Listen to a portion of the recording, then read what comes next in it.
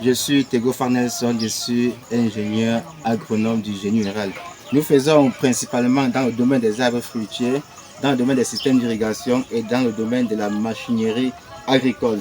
Aujourd'hui, je suis dans la zone de Bantoum 3, plus précisément dans le département d'Undé, pour visiter un verger de l'un de mes promoteurs qu'on a installé il y a de cela 3 ans. 3 ans. Et sur le terrain, je suis avec son technicien qui va m'accompagner pour la visite et aussi avec son chef chantier. À côté, vous avez les ouvriers qui travaillent sur le site. Et comme vous le constatez, de ce côté, vous avez les cubiténaires pour le système d'irrigation. Et notre visite est centrée sur deux grands axes. Le premier axe, c'est la préparation de la fertilisation. Comment formuler un engrais pour stimuler la floraison. Et le deuxième axe porte sur le traitement phyto.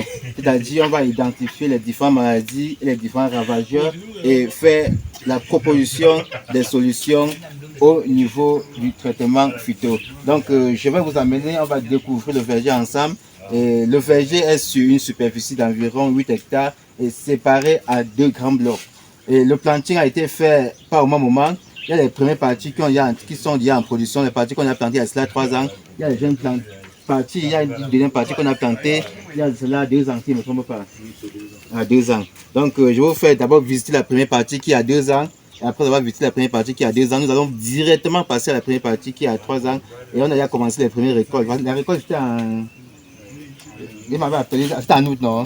Oui, oui, on a commencé pour ça. Et je tiens à vous rappeler que nous sommes à une altimétrie d'environ 1000 mètres. Donc ici, nous avons les variétés de groupe B avec les variétés de groupe A. Parce qu'à 1000 mètres d'altitude, nous sommes au niveau d'une altimétrie mixte. C'est-à-dire, vous pouvez mettre les variétés de groupe B, vous pouvez mettre les variétés de groupe A. Mais étant donné que dans l'Ondé, c'est une zone de transition entre le littoral, entre le centre et l'ouest, c'est une zone un peu chaude. Donc, ça veut dire que normalement ici, on doit plus avoir les variétés de groupe B, c'est-à-dire comme les Ixon, comme les Boat 7, comme les Tonnages, comme les Fouettés et autres. Et bon, bref, nous allons visiter ensemble, vous allez voir le comportement des arbres. D'accord, bon, il faut amener la caméra. Il faut toujours préparer son système d'irrigation parce que lors de la floraison, vous allez apporter comme engrais. Et si la quantité d'eau qui est disponible dans le sol n'est pas suffisante pour la plante de pouvoir se nourrir, et la fertilisation n'aura pas vraiment d'effet. Donc nous allons continuer notre visite au niveau du premier site qu'on a campé il y a de cela 2 ans. Et sur ce site, si vous constatez, on a fait une association de bananiers plantains avec avocatiers greffés. Vous connaissez le rôle de l'association parce que le bananier plantain, c'est une culture à court cycle, c'est-à-dire à partir d'1 an, vous avez les premiers régimes et cela permet de faire le travail que vous êtes en train de constater parce que pour le moment, on est en train de faire la préparation du site, c'est-à-dire le nettoyage. Donc, observez l'alignement, on va faire les premières observations. Le site est très bien, les camps sont très bien alignés. Cela permet de facilement faire le système d'irrigation goutte à goutte. Donc c'est un avantage de faire l'alignement. Et quand on regarde l'écartement, c'est la haute densité, c'est-à-dire 5 mètres sur 5. Sur 1 hectare, vous aurez environ 400 plants à l'hectare. Et la variété de ce côté, on a plus maximisé au niveau de la variété Anahem. Étant donné que nous sommes dans une zone mixte, ils ont plus maximisé sur la variété Anahem, mais ce n'est pas grave. On a appliqué de la chaux là, de la chaux agricole. Donc la chaux, c'est un élément très important en agriculture, plus précisément au niveau des arbres fruitiers. Étant donné que les avocatiers sont des cultures qui se développent plus dans des pH qui varient entre 5,5 et 7. Et la chaux, c'est un monsieur qui modifie facilement ce pH. Si vous êtes dans les sols, dans les zones où les sols ont un pH inférieur à 5,5, vous aurez trop de problèmes au niveau de la floraison parce que le pH agit plus au niveau de la floraison. Et raison pour laquelle on a appliqué de la chaux pour neutraliser ça. Donc sur ce sol, si on a un pH qui est moins de 5,5, la chaux viendra directement faire cette correction.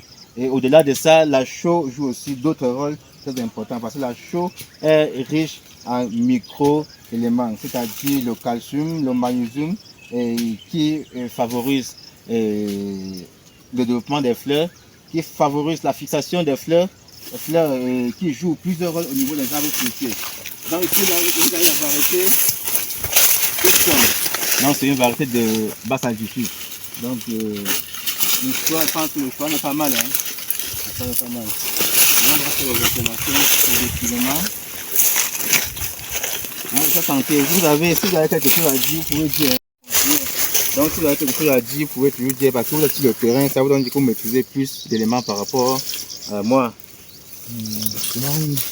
Bon. Nous on raconte beaucoup, un peu beaucoup plus de domaine de feuillage. Oui, oui. Je ne sais pas encore qu'il y a non, je vois déjà cela. Ouais, que quand ça devient déjà un peu sec comme ça, là, ça caractérise la présence d'une maladie que nous appelons la rouille, soit l'anthracnose.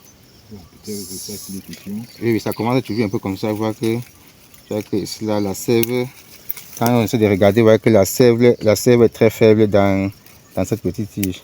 Oui. Donc ça caractérise la présence de cette maladie. Ça commence toujours progresser, ça commence toujours petit. Mais l'observation, si tu n'es pas vigilant, tu ne peux pas facilement observer au début. Moi, quand je voyais ça au début, je savais que c'est une maladie fongique. Oui, c'est une maladie fongique. Ce sont les champignons. Vous voyez les sommets là comme ça, non?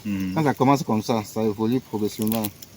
Ça évolue progressivement. Parce que il faut rappeler que dans le domaine des avocatiers, il y a 3 principaux maladies qui menacent plus les avocatiers. Il y a la pourriture racinaire. J'ai observé un plant là-bas qui avait les symptômes de la pourriture racinaire. On va arriver là-bas, il y a la pourriture racinaire, il y a l'anthracnose, communément appelée la rouille, et il y a la cercosporiose. Donc ce sont toutes les maladies qu'il faut vraiment contrôler dans les vergers. Parce que ça neutralise vraiment la production. Oui, la production. Et beaucoup de gens négligent ça. Pourtant ça joue très bien au niveau du rendement. C'est de la roue là que moi je parle parce que c'est beaucoup plus clair. C'est un élément qu'il faut noter. Donc il vient de signaler qu'il observe plus la rouille au niveau de la variété Anahem. Donc Anahem est un peu sensible dans cette zone. Ce sont encore les jeunes plantes. Oui, ça, on fait beaucoup cette observation là sur les plantes il a depuis 3 ans. Ah bon, les plantes qui évoluent, les plantes qui produisent déjà.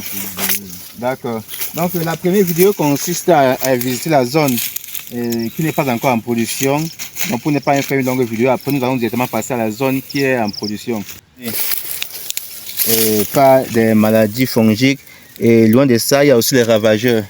Et parce que les criquets, tu vois un peu. Oui. Et les criquets sont comme ça pour consommer le feuillage. Vous savez, quand ça consomme le feuillage comme ça, là, ça réduit le taux de photosynthèse qui va donner la plante, qui va donner une bonne vertu à la plante. Donc il faut toujours être méticuleux pour pouvoir observer ces maladies. Donc au-delà des maladies, il y a aussi les ravageurs qui menacent vraiment les avocatiers.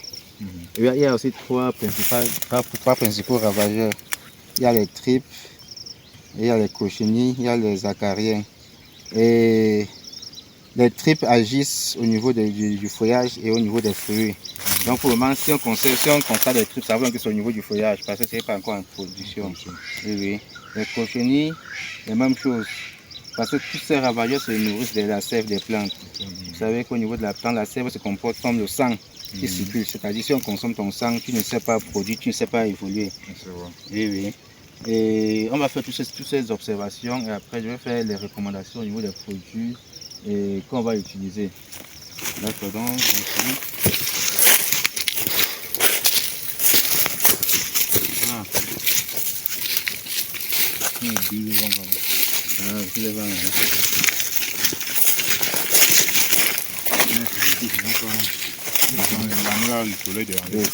Continue encore.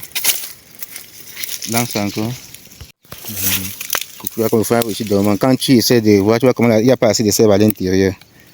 Donc cela marque la présence des maladies. Donc quand je fais une observation, il y a plus d'anthracnose qui menace le verger. Tu vois ici. Regarde un peu ici. Tu vois. Tu vois les caractéristiques. Tu vois comment la couleur n'est pas verte. Oui.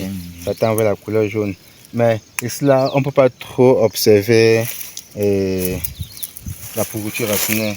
Parce que nous sommes dans les zones qui sont bien drainées. Le sol est bien réfléchi. Parce que généralement, la pourriture racinaire s'observe plus dans les sols argileux. Oui, oui. Dans les sols argileux. Et bon, la rouille et la chaux que vous avez introduit là facilite quand même, rend le sol un peu plus léger. Et ce qui rend le sol plus aéré. Et s'il y a même le sol, s'il y a même les maladies qui sont dans le sol, ça va évacuer tout ça. Ok. Donc quand tu constates la perte des feuilles comme ça, là, donc il faut déjà voir soit c'est l'anthracnose, soit c'est la pourriture racinaire. Mais dans cette zone, et quand j'observe, c'est plus l'anthracnose. C'est ça qui cause l'avortement des feuilles comme ça. Oui. Et voilà encore ici, voilà. Tu vois.